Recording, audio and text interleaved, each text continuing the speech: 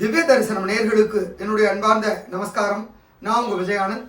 இன்று நாம் பார்க்கவிருப்பது ஹனுமன் ஜெயந்தியினுடைய சிறப்புகள் குறித்தும், நாளை ஹனுமன் ஜெயந்தி எந்த நேரத்தில் கொண்டாடப்பட வேண்டும், நாளை மறுநாள் மூல நட்சத்திரம் வருவதால், நாளைய தினம் அமாவாசை வருவதால் இன்றைய தினம் ஹனுமன் ஜெயந்தி அனுஷ்டிக்க வேண்டும் என்பது குறித்து பார்க்கவிருக்கிறோம். வாருங்கள்.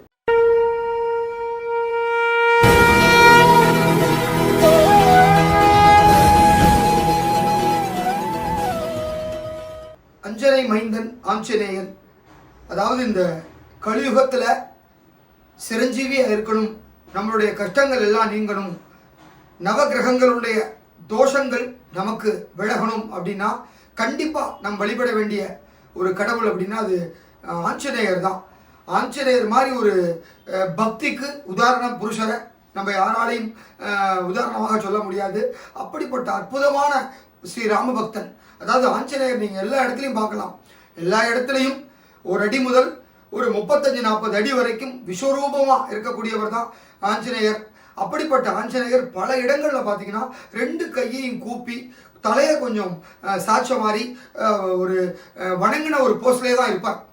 அப்படின்னாக்கா அவரை பார்க்குறப்ப சதா சர்வகாலமும் ராமனை நினச்சிக்கிட்டே இருக்கணும், ராமனுடைய பக்தனாக இருக்கணும், ஸ்ரீ ராமனுக்கு தொண்டனாக இருக்கணும் அப்படிங்கிறத தான் ஆஞ்சநேயர் நமக்கு உணர்த்துறாரு.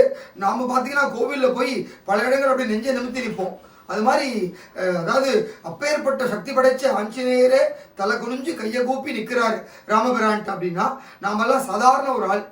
அனுதினமும் அவருடைய கடாட்சம் நமக்கு விழுந்துடாதா, சுவாமியோட பார்வை நம்ம மேலே பட்டுடாதா அப்படிங்கிறப்ப நம்ம கோவிலுக்கு போய் என்ன பண்ணணும் அப்படின்னாலே தலை குமிஞ்சு நிற்கணும். அப்படியே கையை கூப்பி இப்படியே பகவானே இப்படி தான் பார்க்கணும், இப்படிலாம் பார்க்கக்கூடாது. பெரும்பாலானவங்க கோயிலில் வந்தால் ஃபோன் பேசுறது, ஏதோ ஒரு சிந்தனையில் இருக்கிறது, அப்படியே கடமைக்கு இந்த கற்பூரத்தை எடுத்து கண்ணில் ஊற்றிக்கிறது, தலையில் ஊற்றிக்கிறது, ஏதோ பண்ணுறது, அது மாதிரிலாம் பண்ணுவாங்க. அதை விட இந்த கோவிலில் பெருமா கோயிலில் கொடுப்பாங்க ஒரு தீர்த்தம், அந்த துளசி தீர்த்தம். அந்த தீர்த்தத்தை சாப்பிட்ட உடனே எல்லாரும் தலையில் அப்படி தேய்ச்சிக்குவாங்க. அது மகா பாவங்க. அதாவது ஏன் அப்படின்னா பெருமா கோயிலில் தீர்த்தத்தை தொடர்ந்து ஷடாரிங்கிறது ஒன்று தலையில் வைப்பாங்க.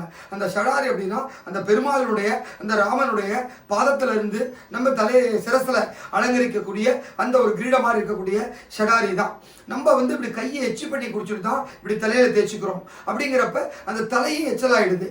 அந்த பகவானுடைய ஷடாரியை நம்ம தலையில் வைக்கிறப்ப அதுவும் எச்சலாயிடும். ஸோ அது ஒரு மகாபாவம். அப்படிங்கிறதுனால இனிமேலாவது பெருமாள் கோவிலுக்கு போய் அந்த தீர்த்தத்தை கொடுத்தா அந்த தீர்த்தத்தை வாயில சாப்பிடுங்க, தூக்குன மாதிரி சாப்பிடுங்க. எச்சி பண்ணி குடிக்காம அப்படி தூக்குன மாதிரி வாயில ஊற்றிக்கலாம். அப்படி கண்ணில் 2 ஊற்றிக்கலாமே தவிர தலையில தடவறதை நிறுத்திக்கணும் அப்படிங்கிறத கேட்டுக்கிறோம். அதனால அப்பேற்பட்ட ஆஞ்சநேயரே பணிவோட நின்று பகவானை வணங்குறப்ப நாமளும் இனிமேல் ஆலயங்களுக்கு செல்லும்போது மிகுந்த பணிவோடு தலை வணங்கி சாஷ்டாங்கமாக நமஸ்காரம் பண்ணி அவர்கிட்ட கேட்கணும். பல லேடிஸ் பார்த்துருப்போம் இல்லையா, நிறைய பேர் பார்ப்போம். முருகன்கிட்ட போவாங்க, ஒரு துர்கை அம்மன்கிட்ட போனவங்கெல்லாம் பார்த்தீங்கன்னா நமஸ்காரம் பண்ணுவாங்க. தன்னுடைய புடவையோட மடி அப்படி விரிச்சிட்டு மண்டி போட்டு தான் நமஸ்காரமே பண்ணுவாங்க. அப்படின்னா அந்த பகவான்கிட்ட, அந்த அம்பாள்கிட்ட, அந்த முருகப்பெருமான்கிட்ட என் மடியில் எனக்கு கொடுமா அப்படின்னு மடிப்பிச்சை எழுந்துவாங்க.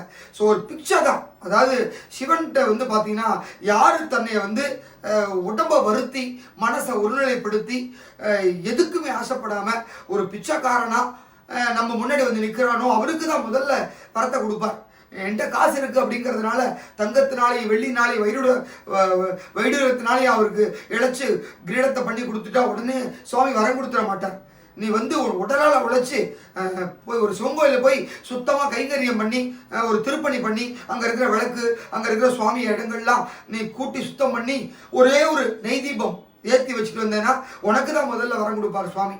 அதே போல தான் ஆஞ்சநேயரும். நீ உண்மையிலே ஆஞ்சநேயர் கோவிலுக்கு போய் அந்த பகவானை ஜெய் ஸ்ரீராம் அப்படின்னு சொன்னாலே அவரு சந்தோஷப்படுவார். நீங்கள் ஆஞ்சநேயர் அவரை சந்தோஷப்படுத்து, என்னோட பேரை சொல்லிட்டே இருன்னு அவர் ஒரு காலத்துலையும் கேட்க மாட்டார். அவர் எப்போ பார்த்தாலும் சதா சர்வ காலமும் ஜெய் ஸ்ரீராம் அப்படிங்கிற மந்திரத்தை தான் உச்சரிப்பார். அது மாதிரி சொல்கிறவங்கள தான் ஆஞ்சநேயருக்கு ரொம்ப பிடிக்கும்.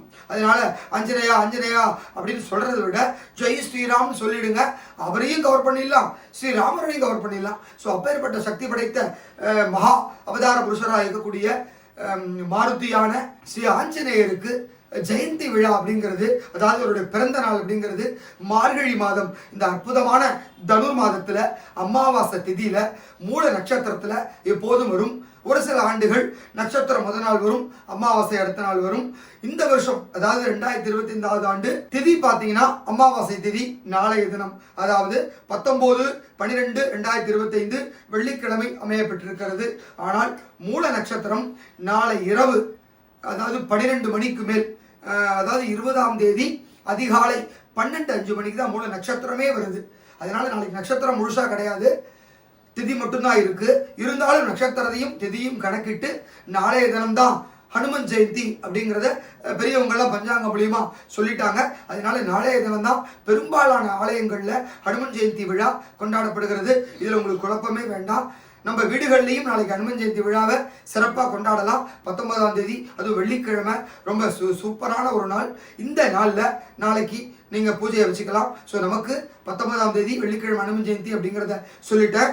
பூஜை எப்போ பண்ணலாம் அப்படின்னா, நாளை வெள்ளிக்கிழமை அப்படிங்கிறதுனால 10:12 ராவுகாலம் அப்படிங்கிறதுனால அதை தவிர்த்துட்டு காலை 9 மணிக்கு மேலே ஆரம்பிச்சு 10:20க்குள்ள இந்த பூஜையை முடிச்சுக்கலாம். இதுக்கு என்ன பண்ணலாம் அப்படின்னா, உங்கள் வீட்டில் இருக்கிற ஆஞ்சநேயர் படத்தை எடுத்து வச்சுக்கலாம். கூடவே இந்த ராமர் பட்டாபிஷேகத்தில் ஆஞ்சநேயர் உட்காந்துட்டு இருப்பார்ல, அந்த மாதிரி படம் இருந்தாலும் எடுத்து வச்சுக்கலாம். அந்த படத்துக்கு ஒரு சந்திரகுமம் வச்சு உங்களால் முடிஞ்ச பூவை போடலாம். எதுவுமே பூ இல்லை அப்படின்னா ஒரு துளசி மாலை, அதெல்லாம் வாங்க முடியாது அப்படின்னா ஒரே ஒரு இனுக்கு துளசி, உங்கள் வீட்டில் துளசி செடி இருக்குது அப்படின்னா அதுலேருந்து ஒரே ஒரு இனுக்கை மட்டும் பிச்சு அவருக்கு சாத்தலாம். முடிஞ்சவங்க வடமாலை வைக்கலாம்.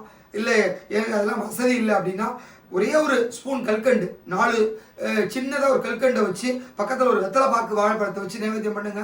அவர் பரிபூர்ணமாக அனுகிரகம் பண்ணுவார். கூடவே நீங்கள் சொல்ல வேண்டிய ஸ்லோகம் ஜெய் ஸ்ரீராம் ஜெய் ஸ்ரீராம்ங்கிற அந்த மந்திரத்தை முடிஞ்ச அளவுக்கு உபதேசம் பண்ணுங்க. அவ்வளவு ஒரு அனுகிரகம் உங்களுக்கு கிடைக்கும். அதே போல கோவிலுக்கு முடிஞ்சவங்க நாளைக்கு போங்க. ஏதாவது ஒரு பக்கத்தில் இருக்க சின்ன பெருமாள் கோவிலில் போய் அங்கே இருக்கிற பக்த ஆஞ்சநேயர் தரிசனம் பண்ணி அவருக்கு பிடித்தமான முடிஞ்சவங்க வடமாலை சாத்தலாம், இல்லை வெற்றிலை மாலை சாத்தலாம், துளசி மாலை சாத்தலாம். இது எதுவுமே முடியாது அப்படின்னா வெண்ணெய் சாத்தலாம். வெண்ணையும் அசத்த முடியாது அப்படின்னா நான் மேற்கொண்டு சொன்ன மாதிரி 2 கல்கண்டு திராட்சை எடுத்துன்னு போய் அங்கே ஆஞ்சநேயர்கிட்ட அந்த பட்டாச்சாரியர்கிட்ட கொடுத்து ஆஞ்சநேயர்கிட்ட வைக்க சொல்லிட்டு அப்படியே ஒரே ஒரு 10 ரூபாய்க்கு துளசியை வாங்கி கொடுத்துட்டு அவரை தரிசனம் பண்ணிட்டு வாங்க. நிச்சயமாக அனுகிரகம் பண்ணுவார். உங்களுக்கு எந்த தோஷம் இருந்தாலும் ஜாதகத்தில், உங்களுக்கு ஆயுட்காரர்கள் ஏதாவது வீக்காக இருந்தாலும் நீங்கள் ஒவ்வொரு சாமியாக போய் தரிசனம் பண்ணுறதோட இந்த உலகத்தில் சக்தி படைத்த கடவுள் 2 பேர் தான். ஒன்று விநாயக பெருமான், முழுமுதற் கடவுள். அவரை மட்டும்தான் யாராலையும் கை வைக்க முடியாத ஒரு சக்தி படைத்த மகா அவதார புருஷராக இருக்கக்கூடியவர் விநாயக பெருமான்.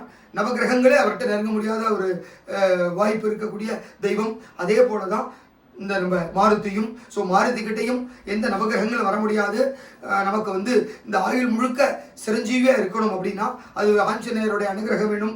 எந்த ஒரு ஆஞ்சநேயர் பக்தரும் பார்த்தீங்கன்னா அவங்களுக்கு ஆயுள் ஆரோக்கியமும் சகல சௌபாக்கியங்களும் இருக்கும். காரணம் அவருடைய சக்தி தான். எனவே நீங்களும் எல்லாம் வல்ல அந்த ஆஞ்சநேயரை நாளைய தினம் வழிபட்டு அவருடைய அருளுக்கும் ஸ்ரீராமபிரானுடைய அருளுக்கும் பாத்திரமாகும்படி உங்களை கேட்டுக்கொள்கிறோம். ஸ்ரீராமனுடைய மந்திரத்தை ஆஞ்சநேயர் தவிர ரொம்ப அற்புதமான உச்சரிக்கிறவங்க யாருமே கிடையாது. ஜெய் ஸ்ரீராம்னு அவர் சொல்ற அந்த ஒரு க்ஷணம் போதும் நம்மளுடைய பாவங்கள் எல்லாம் விலகி நமக்கு அடுத்த ஒரு புண்ணியத்தை நோக்கி போகிறதுக்கான ஒரு வழி கிடைச்சிடும். அப்பேற்பட்ட மகா தெய்வமாக இருக்கக்கூடிய கலியுகத்தில் கண்கண்ட தெய்வமாக இருக்கக்கூடிய ஆஞ்சநேயரை நாளைய தினம் வழிபட்டு எல்லா விதமான சகல சௌபாக்கியங்களும் பெறணும்னு கேட்டுக்கிறேன். நன்றி, வணக்கம்.